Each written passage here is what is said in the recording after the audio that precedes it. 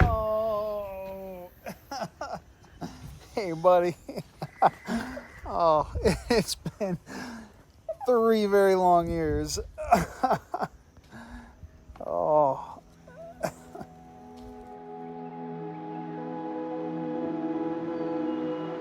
Backing up to how it all started, this is our second adoption. Well, third adoption, I guess, from Jonathan's house in a country called Central African Republic. And we have adopted a little boy and a little girl, Tony and Solange, and we adopted them 4 years ago. And Jordan was actually at the orphanage the same time they were.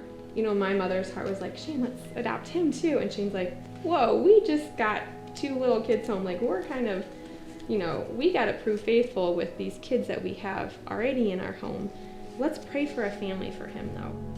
So anyway, a year went by, and I just kind of said something to Shane about Jordan. I was like, Shane, Jordan still needs a family. And Shane came home from church that day and was just like, okay, I think we're supposed to pursue Jordan. This is where Jordan is going to stay.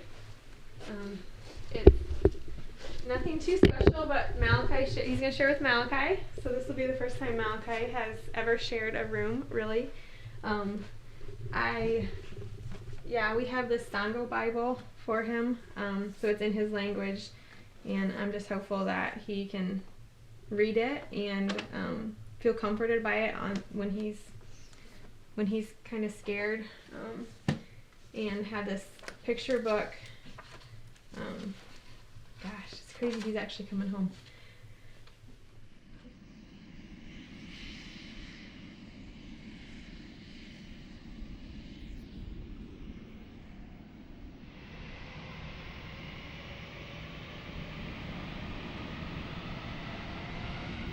I can't believe I'm actually preparing for him to come home. There's a lot of things that we haven't done because we didn't know if he was going to actually come home.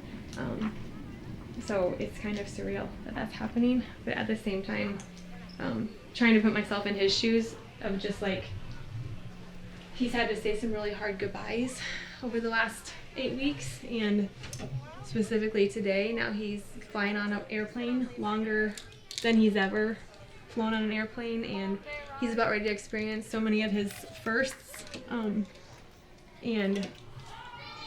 that's scary, especially as an 11-year-old. And so I'm so excited that he's coming home, but there's a part of me that's also grieving just what he's losing, but we're trying to allow him to have his African side here also.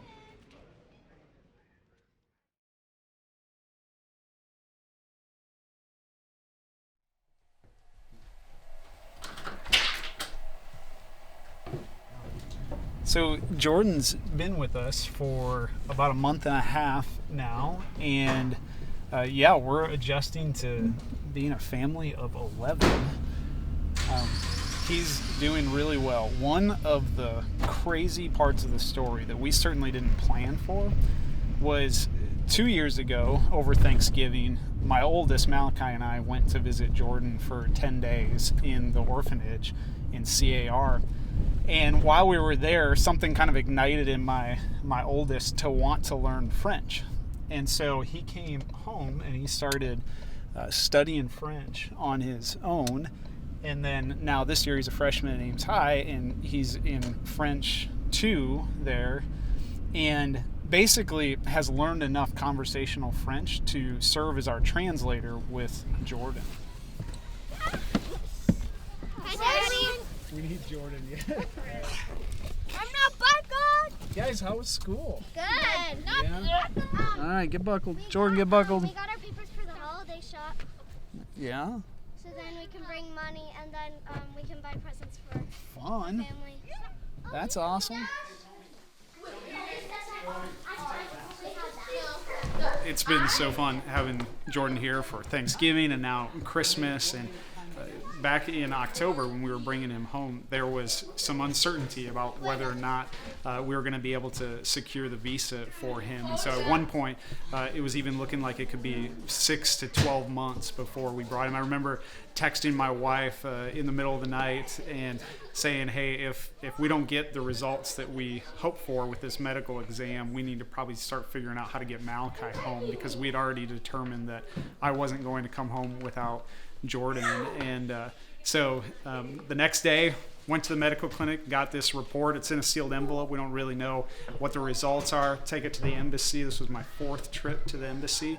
And they said, come back later that afternoon. And so that afternoon, it was about 2 p.m. Got there. There was nobody there, no other individuals looking for visas or anything like that. And so I was in a waiting room, sat there for about 2 hours by myself with every thought running through my head. What are they going to tell us?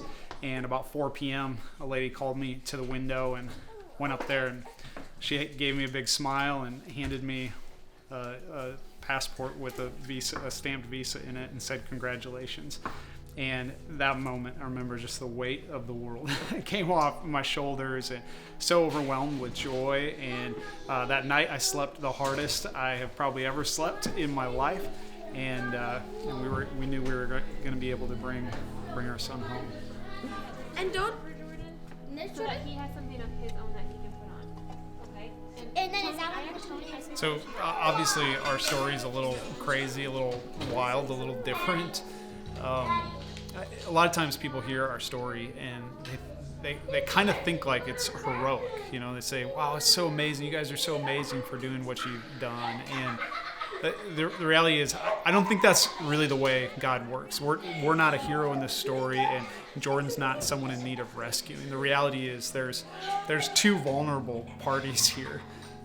There's a child that was vulnerable in the heart of Africa, and there's a family that's vulnerable in the Midwest here. We're just vulnerable in different ways, but God has invited all of us into His redemptive story in the work that He's already doing, and that's what He's done. He's invited Jordan into the redemptive work that God is doing in our family, and He's invited us into Jordan's story and the redemptive work He's doing with him. And so this is God's story, and we're blessed to be a part of it.